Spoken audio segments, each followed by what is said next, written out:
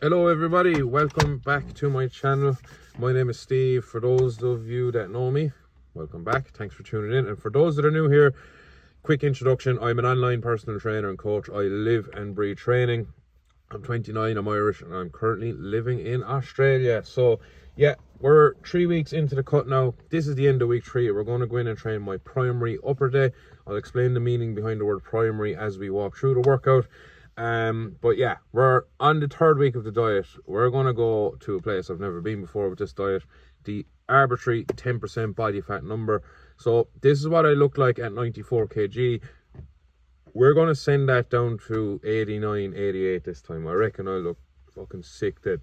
So that number is a number I've had in my head for quite some time. I also had a call with TNF, Total Nutrition Fitness, Joel Teenham. And some of you haven't heard of him, he's really good. He's a really knowledgeable bodybuilding coach, and he also came to the conclusion that 88, 89 would be, yeah. So we're going to send it there. Now, a quick touch on the diet. I am going to make a video explaining the diet in detail, but the idea is right now at the start, while I don't have any diet fatigue, I'm really motivated and I'm really eager to get going, and I have a lot of fat to lose. I have the most amount of fat to lose. We're going to go hard. So we're going to start the calories low, and as the diet progresses, possibly introduce or increase the calories as we go on while maintaining a deficit. Now, the idea is that we're going to manage hunger this time. Hunger cannot be an issue, because if I say get to week 8 and I'm really hungry, I'm really hungry, and I have the luxury in this world of having access to food, and food is in front of me and it's pretty abundant, eventually I'm going to break in that situation. I cannot stay hungry for too long. I'm going to break. That's not unique to me, that's unique to everyone in that situation. So I am not putting myself in that scenario while also not knowing when the diet is going to finish, right? So it was a game of cat and mouse before. It was, can I stay hungry enough until I get to my goal? And unfortunately, my goal is actually quite it is far away. Like, it's about 12 to 14 kg away.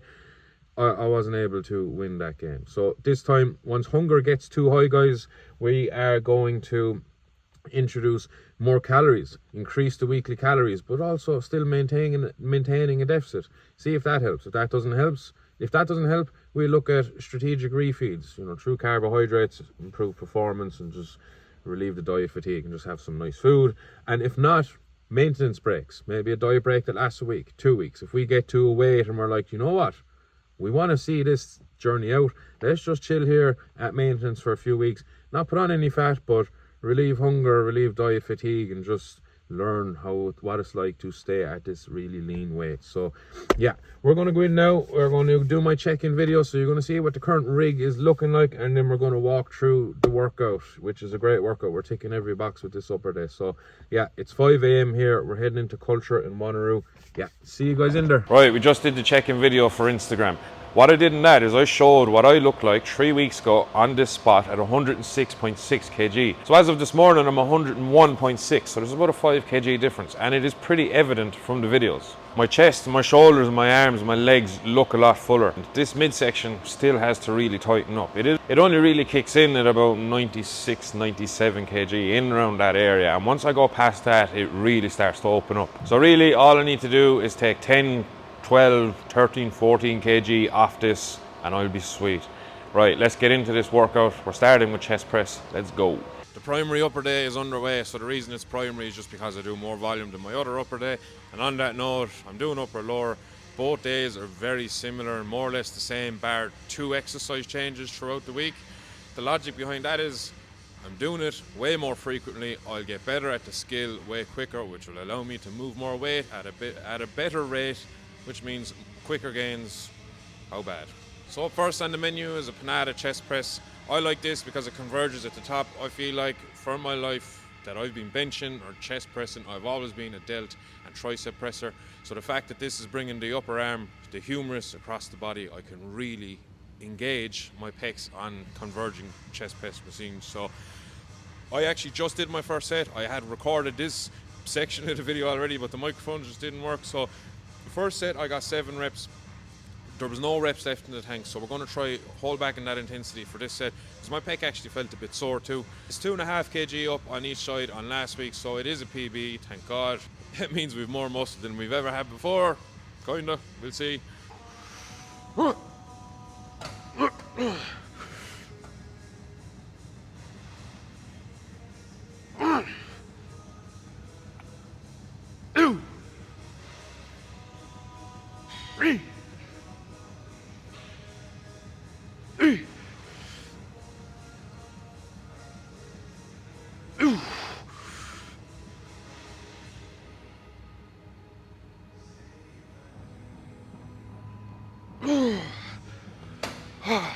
Right, I got 6 reps there. Now, I actually think in previous years I would have went and got more, right? Because all I used to think about was moving weight from A to B. But what I'm doing these days is I'm making sure that weight is going from A to B under the same limitations. In this sense, to bias the pecs, I need to keep the shoulders down and the elbow slightly tucked. If my shoulder shrugs and my elbow rises, I'm bringing in triceps and delts. I've always been a tricep and delt presser. And the other thing as well is, if I press rep 1 with the perfect execution, right? Shoulder down, tucked elbow, the pec is doing most of the work. Brilliant, biasing the pec. Once the pec gets tired, if I start changing the technique or the execution, we're bringing in other muscles. No, I'm not saying the pec just stops getting stimulus there and then. It's just that doesn't standardize what I'm doing. It's hard to measure what I did 4 weeks ago if I didn't write down that I actually changed my technique to do 2 more reps. Look, it standardizes the technique, but what it also does is it keeps me doing what I'm here to do. I'm here in this machine to bias the pecs. Once I've done that and they can't do anymore, job done. I'm not here to just move weight from A to B. And the gym music now is really loud, but yeah, let's go do some lateral raises. Right, if you're lucky enough to have a lateral raise machine, brilliant. There's not really much cues you need other than just sit in there and move this up and down. But if you don't and you're doing cables or dumbbells, all you really need to be concerned about is moving your arm from your side up here. People say, oh yeah, what if I shrug and I'm using my traps, I feel my traps. That's okay to an extent. As long as you're not excessively shrugging it up, you're fine. Move through the shoulder, bring the arm up from side out there. That's all you really need to do.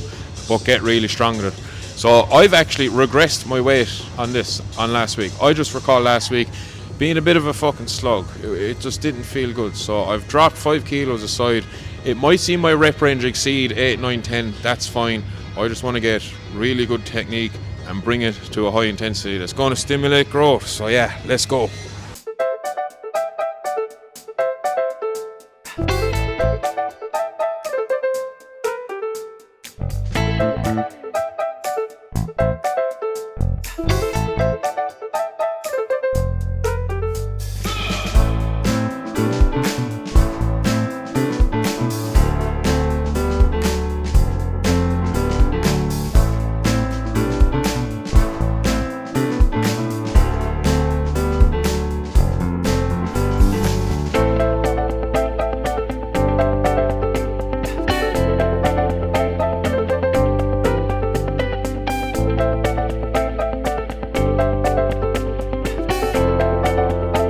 I really felt that burn in my delts.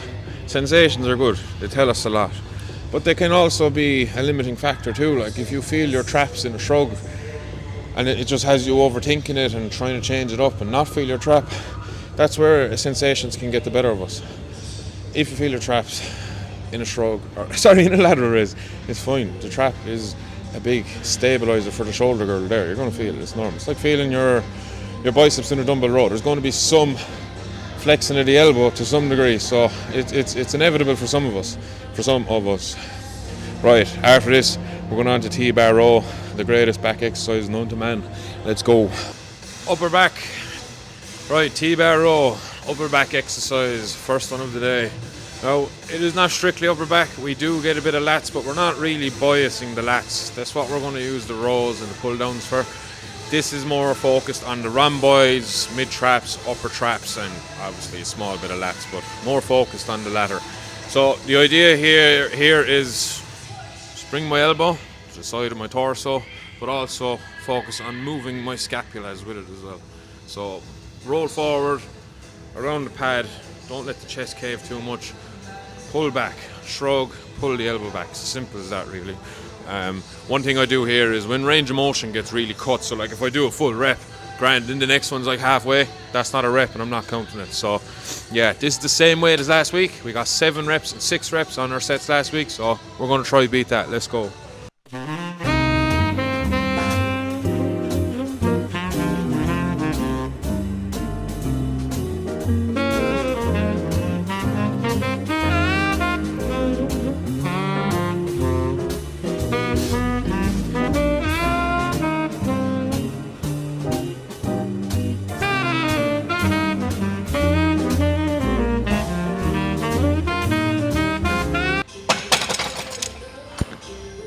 I'm going to count that as 8. Now, there was a bit of a reduction in range of motion at the end. It wasn't really there with the first rep, but what I'm going to do is probably do that the same way again next week. We'll see. If I come in next week, I feel really good. We're not just going to stick to the restrictions of what an app on my phone says. We're going to send it. So the rest of the workout now I'm just going to put on the screen. I don't want to bore the fuck out of you. So we got pec flies, 1 set. Just get that extra bit of pec volume in. This is where my lats are biased. You can see there, that elbow is tucked into the rib cage. That is where the lats are going to be doing all the work, is when we're putting ourselves in that sort of position. So after that, then we got 1 set of lat pull downs, extra lat volume, and then I will see you on the bench for some arms. Right, we're on to arms. So all I basically do twice a week is 2 sets of dumbbell curls, 2 sets of incline bench tricep push downs. Except today I'll just do 1 set of preacher on top of my curls. That's it. Biceps and triceps are just fairly basic. Biceps, elbow flexion. Triceps, elbow extension. And the only cue I really enforce with all my clients is when we're curling or doing tricep extensions, this upper arm, so between, if you were to draw a point from my elbow to my shoulder, keep that stiff in space. Do not move it. So if you were to curl like this, what's lifting that arm up there in this movement? Well, I'll answer for you. It's a lot of things. The pec, delt, maybe some back musculature. If you are to keep that upper arm stiff and not move it up like that, and only move the weight up through your forearm or your elbow, it's primarily the bicep, if not all the bicep. Same with triceps. If you have the rope here and you bring your elbow down like this, like that, that's the lats that are moving that upper arm and moving that weight from A to B. We want the triceps.